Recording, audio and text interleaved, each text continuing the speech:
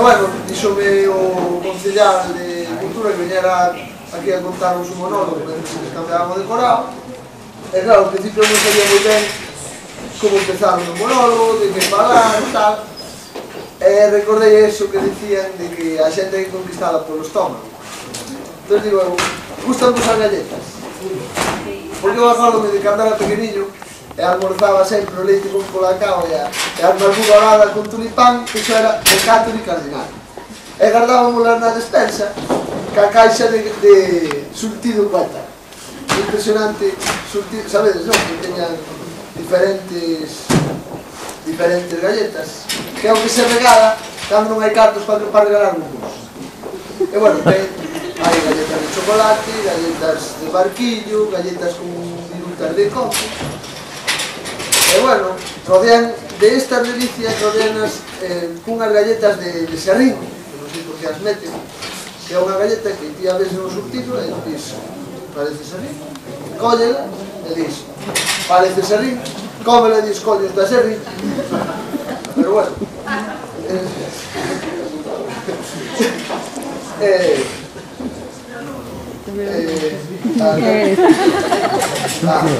unha ventaxa é que tuve pouco tempo por culpa del traballo, tuve pouco tempo de preparado, non vos enfadei. A ventaxa destas caixas é que teñen dos pisos, son caixas de galletas recalificadas, non? Hai unha norma, antes de pasar o segundo, o piso de abaixo, hai que valeirar o piso de arriba. Hai que comer todas as galletas, incluídas as galletas de cero. Pero claro, na miña casa que pasaba? Cando chegábamos ao piso de abaixo, eu xa desaloxara aos inquilinos, as escondidas, tapando as de abaixo, deixando as de arriba sin tocar. E claro, era o crime perfecto.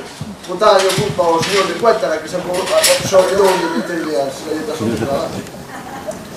Fan todo rápido, a verdade é que é moi interesante.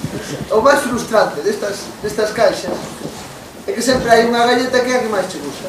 A primeira que sacaba, claro. E vas ao supermercado, querendo comprar esa galleta e non a topas, porque non hai sola. Esta galleta sempre a topas en caixas de surtido. É unha exclusiva das caixas de surtido.